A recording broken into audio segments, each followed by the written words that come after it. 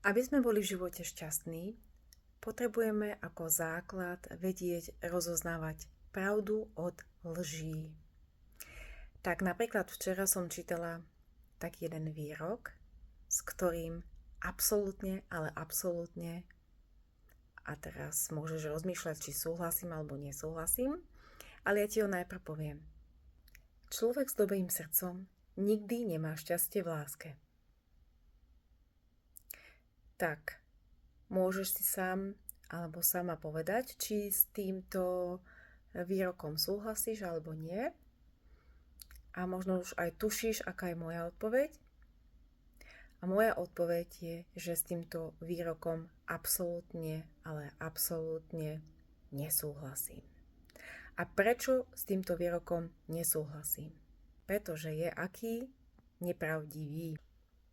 Tento výrok nie je pravdivý, tento výrok je lož, je to klamstvo. Ako rozoznáme klamstvo od lží?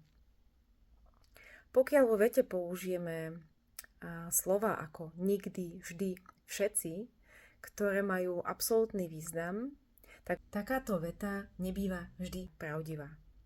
Tak keď si ešte raz povieme túto vetu, človek s dobrým srdcom nikdy nemá šťastie v láske, tak už len ja sama, keby som na svete bola šťastná a mala šťastný vzťah, čo aj je pravda, tak by to potom vylúčovalo, že buď nemám dobré srdce, alebo teda opačne, ak mám dobré srdce, tak ten vzťah nemôže byť pekný, krásny, úžasný, naplňujúci, vyživujúci a prenádherný. Takže slovo nikdy v tejto vete narúša pravdivosť tohto výroku. Tento výrok nie je pravdivý. A takýchto nepravdivých výrokov a lží sa pohybuje okolo nás veľmi veľa. A na to, aby sme boli v živote šťastní, my sa potrebujeme naučiť rozlišovať, ktorý výrok pravdivý je a ktorý nie je. Ak sa chceš naučiť to rozoznávať, tak ma sleduj ďalej. Ak chceš so mnou zostať v kontakte, napíš pod toto video slovo dotazník a ja ti pošlem link.